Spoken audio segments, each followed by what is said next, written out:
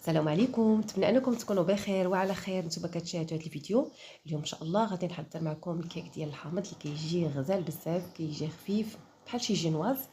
بالنسبه للمكونات عندي هنايا كاس وربع ديال السكر سنيده، ما تزيدوا ما تنقصوا، راه كيجي هو هذاك في الحلاوه.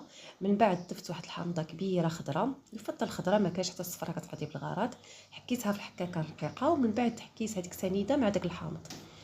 من بعد ضفت 4 ديال البيضات متوسطين ديال الحجم ونخلطوا هاد المكونات مزيان بالفوي. وممكن تستعملوا هنايا الطراب ولا الخلاط الكهربائي، لان ضروري خصو حتى يبيض لينا هاد الخليط هذا. من بعد ضفت كاس بحال الاصبع ديال الزيت المائده، شويه بشويه مع التخلاط كيف كتشوفوا.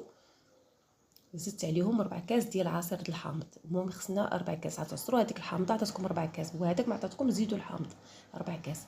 بالنسبه للطحين هنا دائما كتخلي انايا 2 كيسان ونصف ديال الطحين.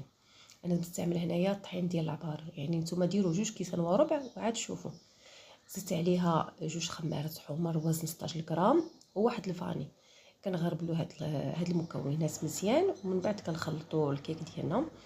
غير هو هاد الكيك خصو ضروري يجي ثقيل، ما يجيش خفيف بحال الكيك العادي اللي كنسايبو دائما.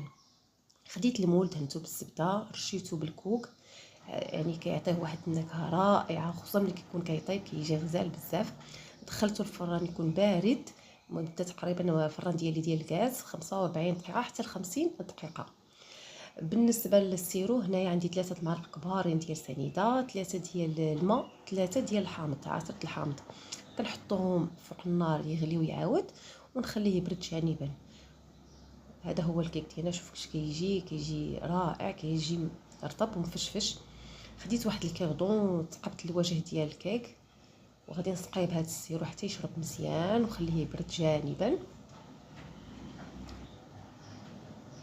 منين برد ليا الكيك خديت واحد المعلقه ديال الكونفيتور ولا الناباج اللي عندكم، كندهنوا مزيان الوجه ديالو. غادي نرش عليه الكوك وغادي نزينو بالحامض. نتمنى انكم تجربوه لانه فعلا كيستحق التجربه. السلام عليكم ورحمه الله تعالى وبركاته.